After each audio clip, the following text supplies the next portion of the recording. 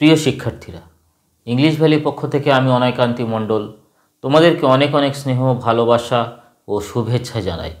আজ আমরা future perfect টেন্সের ইউসেজেসগুলো নিয়ে আলোচনা করব।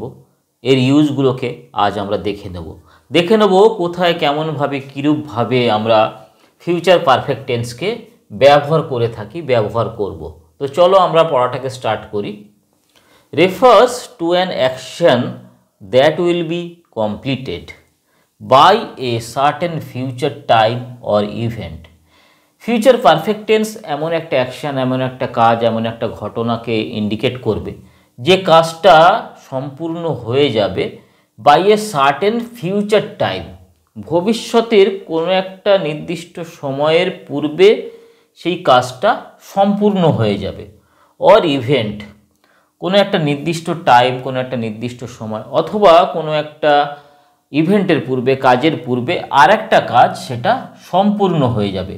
সেই সম্পূর্ণ হয়ে যাওয়া কাজটা, যে কাজটা আর একটা কাজের পূর্বে সম্পূর্ণ হয়ে যাবে, সেটাকে ইন্ডিকেট করার জন্য, সেটাকে রেফার করার জন্য, সেটাকে বোঝানোর জন্য আমরা ভার্বের ফিউচার পারফেক্ট টেন্সকে ব্যবহার করব। ফিউচার পারফেক্ট টেন্স একটা নির্দিষ্ট স্ট্রাকচারকে ফলো করে গঠিত হয়। সেই স্ট্রাকচারটাকে আমরা চলো দেখে নিই।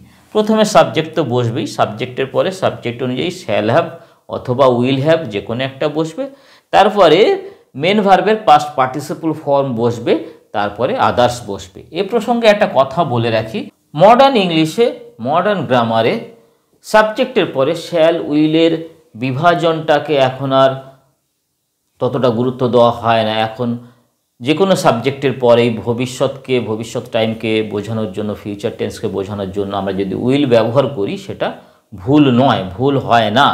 আই হলেও উইল, উই হলেও উইল, হি হলেও উইল, দে হলেও উইল, ভুল হয় না। যাই হোক, আমরা চলো দেখে নিই কয়েকটা sentence.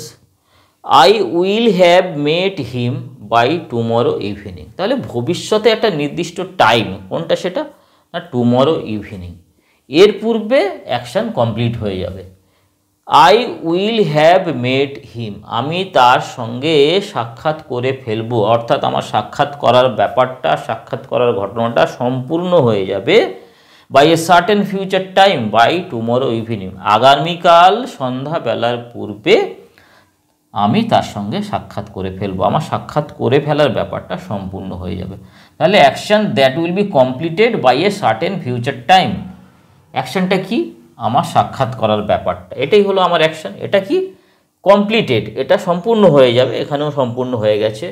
By a certain future time, by মানে পূর্বে, সার্টেন ফিউচার টাইম কোনটা না, টুমরো ইভিনিং, এর পূর্বে এটা সম্পূর্ণ হয়ে গেছে, সম্পূর্ণ হয়ে যাবে। সেই জন্য এখানে আমরা ভার্বের ফিউচার পারফেক্ট টেন্সকে ব্যবহার করলাম। প্রথমে সাবজেক্ট দিলাম, সাবজেক্টের পরে উইল হ্যাভ বসালাম, শ্যাল হ্যাভও বসাতে পারো, কোনো ব্যাপার নেই। তারপরে মেন ভার্বের পাস্ট পার্টিসিপল ফর্ম মেড বসালাম।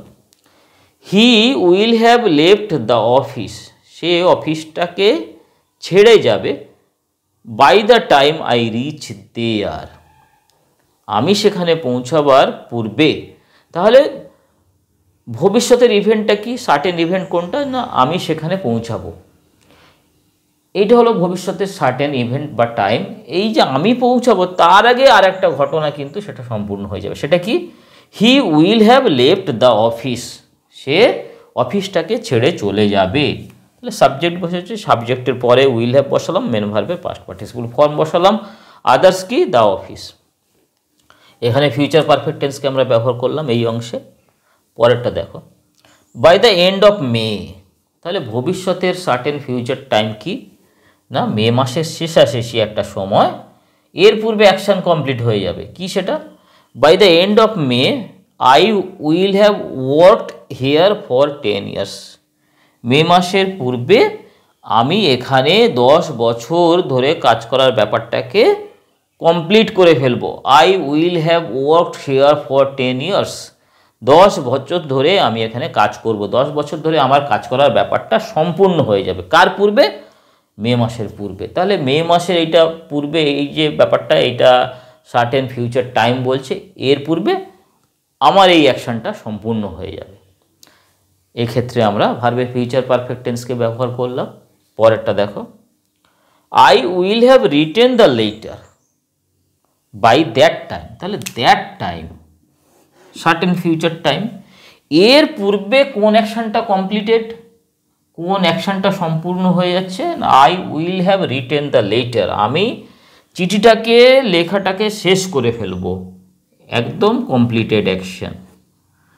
By a certain future time, that টাইমের পূর্বে এটা ঘটছে, এর জন্য আমরা ফিউচার পারফেক্ট টেন্সকে ব্যবহার করলাম। সাবজেক্ট বসালাম, সাবজেক্টের পরে উইল হ্যাভ বসালাম, উইল হ্যাভও বসাতে পারো, শ্যাল হ্যাভও বসাতে পারো। তাহলে মডার্ন ইংলিশে প্রবণতা কোন দিকে, না উইলের দিকে।